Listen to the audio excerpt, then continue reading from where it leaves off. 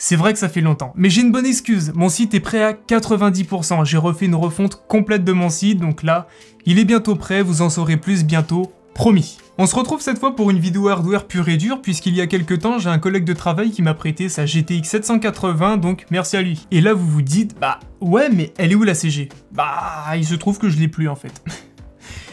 L'avantage c'est que j'ai réussi à faire mes benches, à récupérer quelques plans, c'est tout ce qui compte. Perfect. Mais ce n'est pas tout. Au dernier moment, il y a Ryan qui m'a fait savoir qu'il avait une 1080 chez lui et il m'a dit « Eh, tu veux que je te passe la 1080 ?»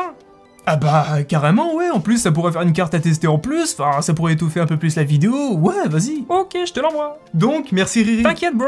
Et donc la fameuse, la voilà. Mais avant de vous présenter les cartes, vous l'aurez compris, petite annonce du sponsor. Cette vidéo est sponsorisée par GoodOffer24, alors si vous venez de vous faire un nouveau PC et que d'un coup, bam, le message pour activer Windows apparaît, ne vous inquiétez pas, sur GoodOffer24, vous trouverez une clé Windows 10 Pro pour 13,91 € en utilisant mon code FR20. Vous n'aurez plus qu'à sélectionner votre mode de paiement et vous recevrez votre clé Windows par mail en moins de 5 minutes. Voilà tout, bisous et bonne vidéo. Petite piqûre de rappel, donc la GTX 780, putain, ça fait bizarre de dire GTX alors que maintenant bah c'est RTX. La GTX 780 et ses 3 Go de VRAM datent de 2013 et à l'époque elle coûtait 649 $, soit 532 €. C'était une carte milieu de gamme et embarquait une puce en 28 nanomètres, 2304 coups d'accord avec une fréquence de base à 863 MHz et 900 en boost. Le reste je vous le mets à l'écrit. La 1080 elle est sortie en fin mai 2016, je me rappelle c'était à peu près à la même période qu'Overwatch. Équipée de 8 Go de VRAM et possédant une puce avec une gravure en 16 nanomètres, 2560 coups d'accord, 1607 MHz de base et 1733 en boost. La chance que j'ai avec ces cartes, c'est que ce sont des Founders et ça c'est cool. Et je ne vais pas m'arrêter là puisque en bonus, je vais aussi inclure ma 2080. Bon, malheureusement, c'est pas une Founder, c'est une Aorus. 8 Go de mémoire vidéo, 12 nanomètres, 2944 coups d'accord, 1650 MHz et 1860 en boost. Passons maintenant au test. J'ai testé ces 10 cartes sur 10 jeux en 1080p, 2K, 4K. C'est pour la science. For the science team. I'm with the science team. Mais pas sur tous les jeux parce que c'était pas possible. Tous les benchmarks ont été effectués en ultra avec l'outil de benchmark intégré dans les jeux respectifs, ou sinon s'il y en avait pas, bah je créais une map personnalisée, je rajoutais des bots, enfin je faisais ça pour chaque paramètre graphique. Ou sinon je capturais les 60 premières secondes d'un début de campagne par exemple. Alors, j'ouvre mon petit bouquin. Attendez, bougez pas, je vais rajouter mon bulle bizarre. Il s'est fait une nouvelle coupe, donc autant en profiter.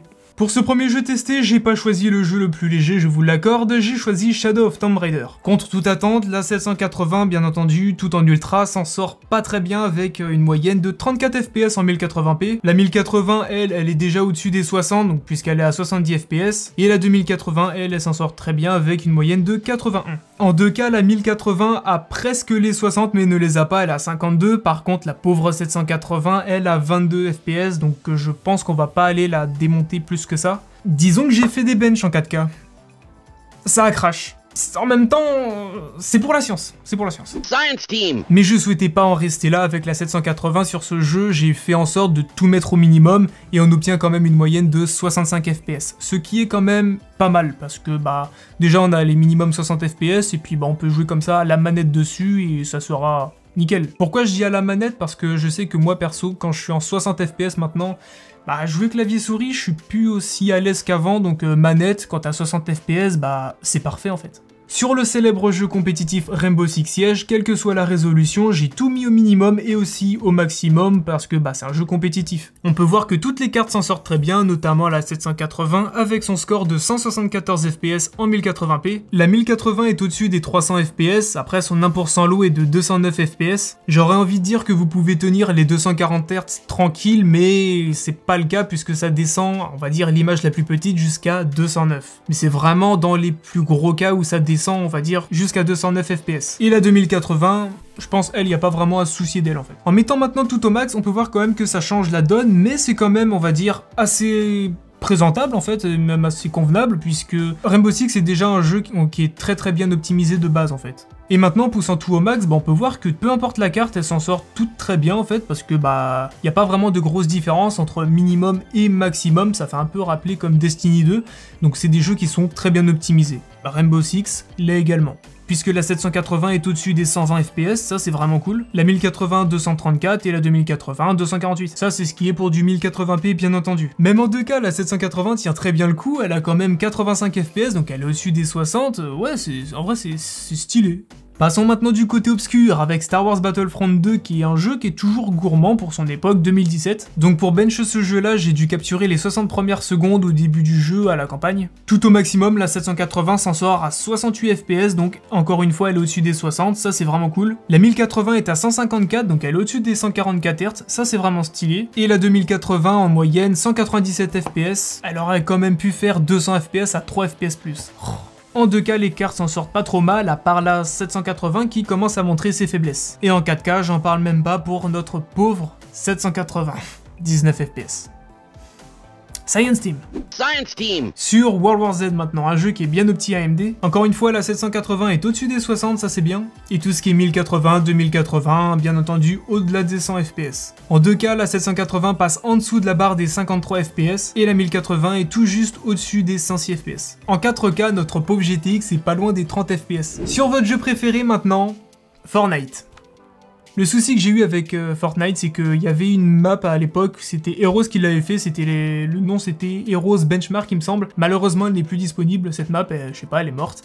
Donc j'ai galéré pour en retrouver une, j'en ai retrouvé une autre faite pour les benchmarks, mais le truc c'est que les performances de Fortnite, tu vois, même si t'as beau mettre ultra, c'est là, le mec, je sais pas comment il a fait, il a réussi à foutre la barre encore plus haute. Donc on va dire, par rapport à la version live du jeu, là, c'est vraiment, ça désosse ta carte graphique, quoi. Mais c'est pas grave, c'est pas grave. Au moins, on peut voir ce que les cartes ont dans le ventre avec vraiment tout poussé à des extrêmes, mais malheureusement, c'est pas réaliste, on va dire, à ce qu'on peut avoir en live. Mais au moins, ça permet de tester ce qu'elles ont dans le ventre. Bonne nouvelle, quelle que soit la carte, on est au-dessus des 100 FPS en 1080. En preset épique, 39 FPS pour la 780, 67 pour la 1080, donc là on est au-dessus des 60, c'est bien. En 2K en full load, tout on 100 FPS ou plus. Bon, par contre, en max, 21 FPS pour la 780...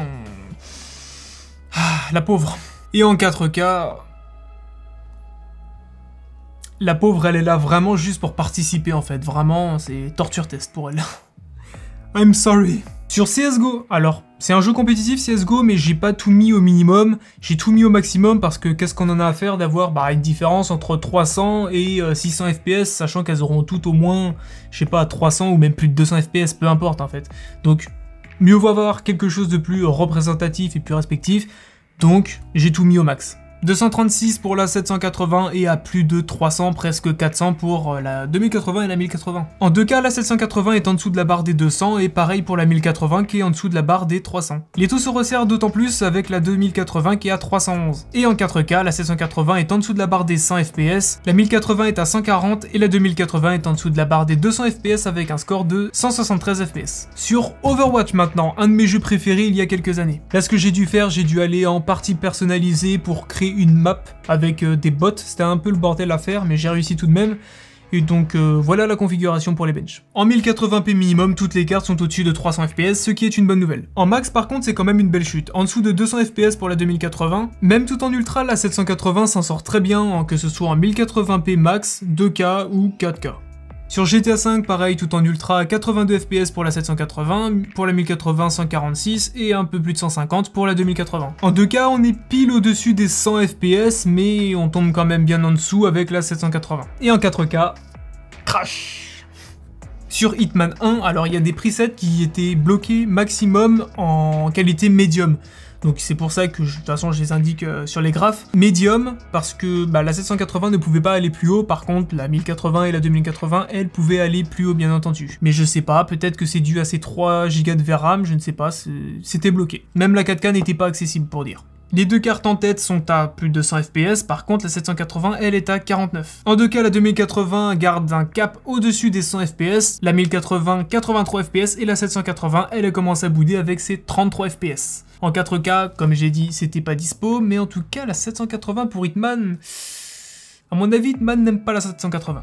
Ou vice versa. Et pour terminer en beauté avec ses benchmarks, sur un jeu bien opti AMD, Borderlands 3. La 2080 s'en sort avec une bonne moyenne de 81 fps, 60 pour la 1080 et la 780, 28. Là c'est la dégringolade. En deux cas, 61 pour la 2080, la 1080 43 fps là elle commence à montrer ses faiblesses, et la 780 20 fps. Mais ce n'est pas tout, j'ai quand même voulu apporter une roue de secours à la 780 en mettant les paramètres tout en very low, et puis bah on obtient un score de 75 fps en 1080p et 51 en 2K. Ce qui permet de garder un certain framerate et de jouer à la manette convenablement encore une fois.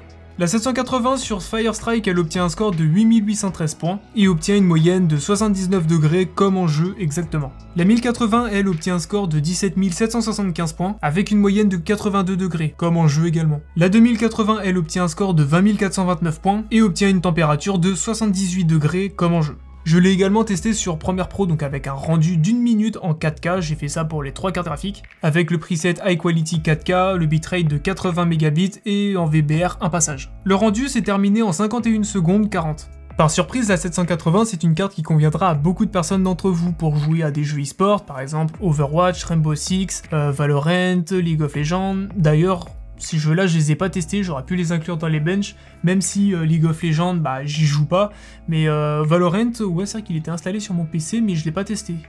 Oups. Bien entendu, ils tourneront sans problème avec cette carte-là. On peut la trouver sur le marché de l'occasion, notamment sur eBay. Le Bon Coin, j'ai pas regardé, je sais pas, mais en tout cas sur eBay, en tout cas celle-là, la Founder Edition, on peut la trouver entre 200 et 250 €.